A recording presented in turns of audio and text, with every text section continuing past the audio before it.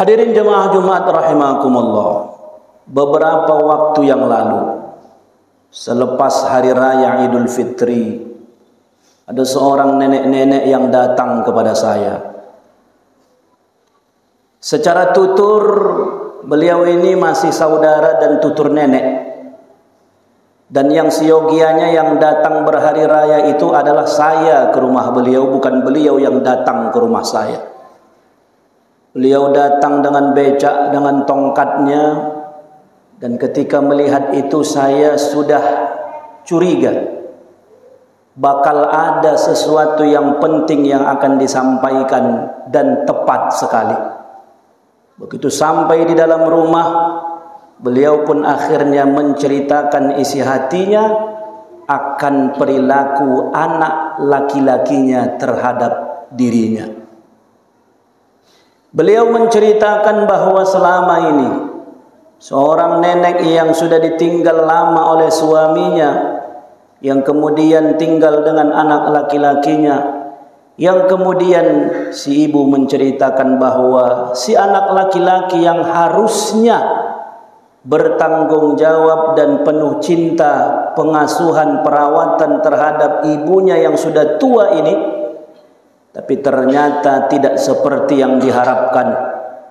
Justru si anak laki-laki itu lebih mendengar, lebih patuh dan lebih takut kepada istrinya ketimbang merawat ibu yang sudah melahirkan dan membesarkannya.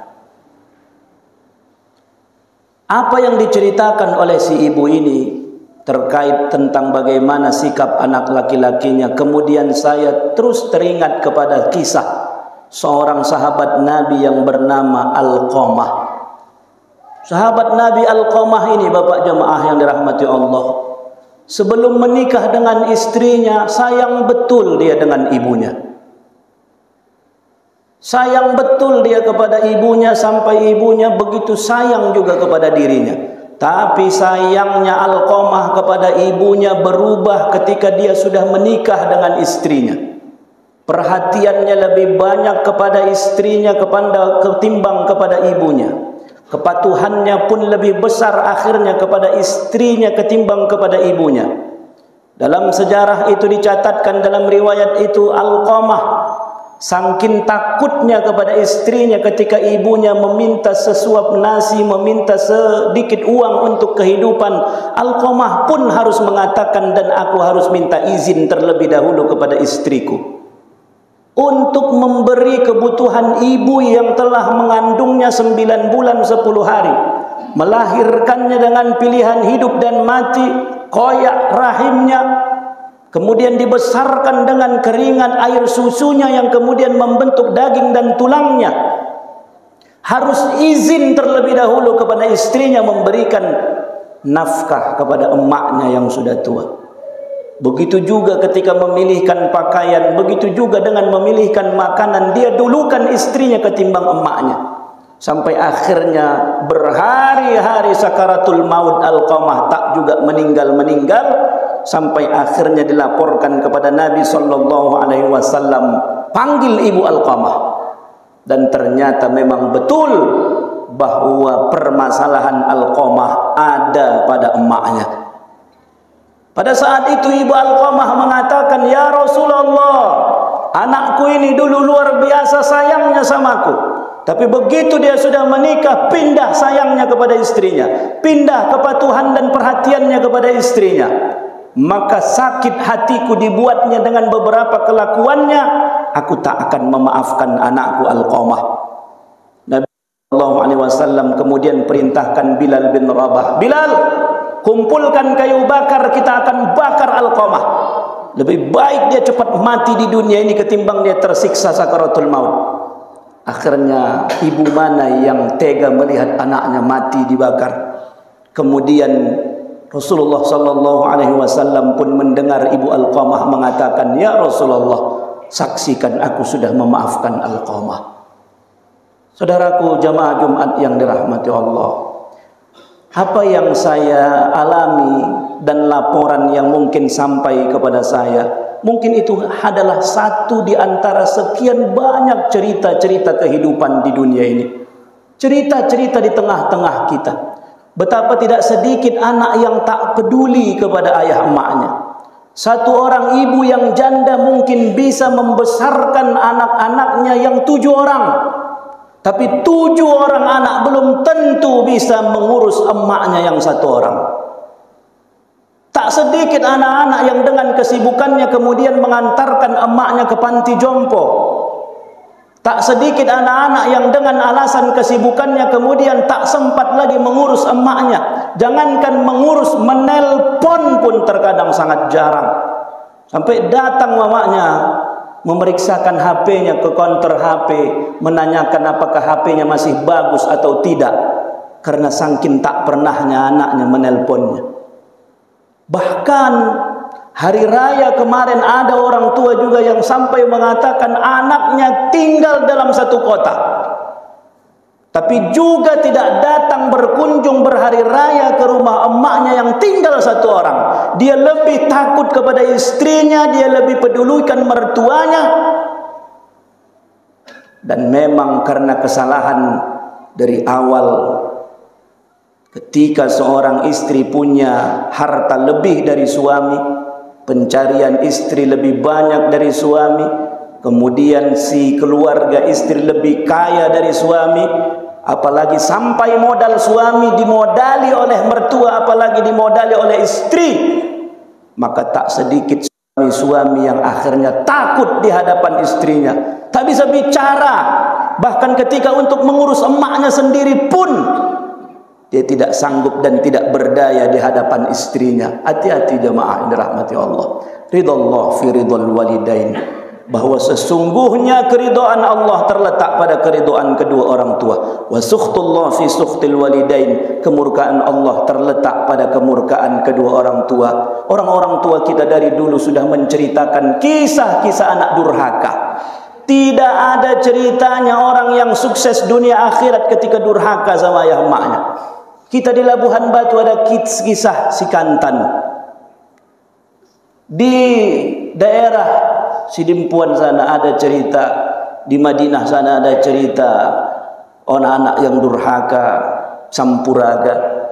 Di Padang sana ada cerita maling kundang. Semuanya cerita-cerita anak-anak yang durhaka kepada emaknya. Oleh karena itu jamaah yang dirahmati Allah Subhanahu wa taala, ini menjadi ibrah pelajaran bagi kita bahwa sebagai seorang anak mempunyai kewajiban yang sangat penting terhadap pengurusan orang tua. Iya, mengurus orang tua yang sudah renta adalah pekerjaan yang sangat berat. Kajinya yang ringan, berbakti kepada orang tua, kajinya ringan. Makanya Allah Subhanahu wa taala dalam surah Al-Isra menegaskan, wa qadara rabbuka alla ta'budu illa iyyahu wa bil walidaini ihsana. Allah sudah menetapkan bahwa perintah pertama itu jangan kau persekutukan Allah dengan satu apapun, dan perintah kedua adalah wabil walidaini ihsana, berbuat baik kepada kedua orang tua. Imma yablughannaka 'indakal kibar ahaduhuma aw kilahuma fala taqul lahumā uff. Kalau seandainya keduanya itu atau salah satu dari keduanya itu berumur panjang, maka jangan sekali-kali kau katakan kepadanya perkataan uf. Uf, mengatakan ah saja sangat dilarang dalam agama. Mengatakan ah saja. Jangan sampai jemaah yang dirahmati Allah Subhanahu wa taala, kita sibuk meminta doa ke tuan guru sebelah sana. Kita sibuk meminta doa ke tuan guru yang di sebelah sini.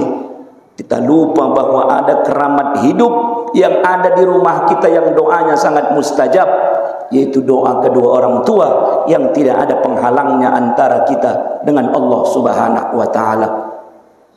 Jemaah Jumat yang dirahmati Allah Subhanahu wa taala, oleh karena itu apa yang bisa kita lakukan sebagai anak adalah, apalagi kita sebagai laki-laki, ingatkan dan pahamkan kepada istri kita. Apalagi kalau seandainya kita tinggal dengan orang tua kita, bahwa mengurus orang tua yang sudah tua, apalagi uzur, apalagi yang sedang sakit, adalah merupakan pekerjaan yang berat, tapi pahalanya juga besar di sisi Allah Subhanahu wa taala. Pahamkan. Memang tidak sedikit istri yang tidak tahan kemudian minta pindah rumah. Kita ngontrak saja bang, jangan tinggal sama ayah emak. Kita ngontrak saja bang, yang penting jangan tinggal sama ayah emak. Kalau ayah emak kita tinggal, siapa yang akan mengurus mereka? Pahamkan istri kita bahwa mengurus ayah emak itu merupakan pekerjaan yang berat. Tapi ingat, kalaulah sekarang ini harus kita mencebokkan kotorannya, dulu bertahun-tahun ayah emak kita mencebokkan kotoran kita.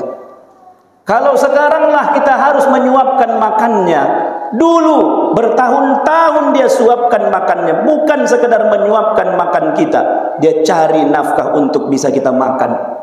Ingatkan itu kepada istri kita.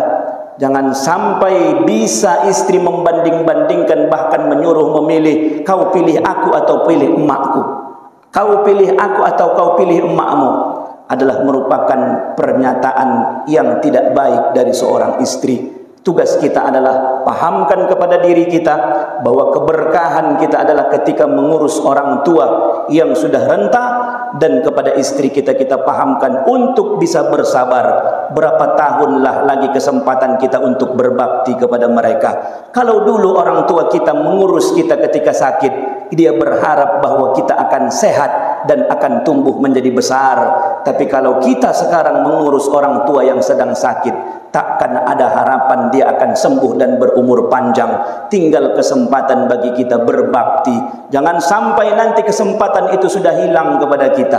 Ketika orang tua sudah kemudian tidak ada lagi dan kembali ke hadapan Allah, tinggal penyesalan saja yang ada. Tangis kita hanya tinggal tangis di atas batu nisannya. Adapun rezeki kita, mau kita belikan makanan, mau ke siapa lagi kita kasih?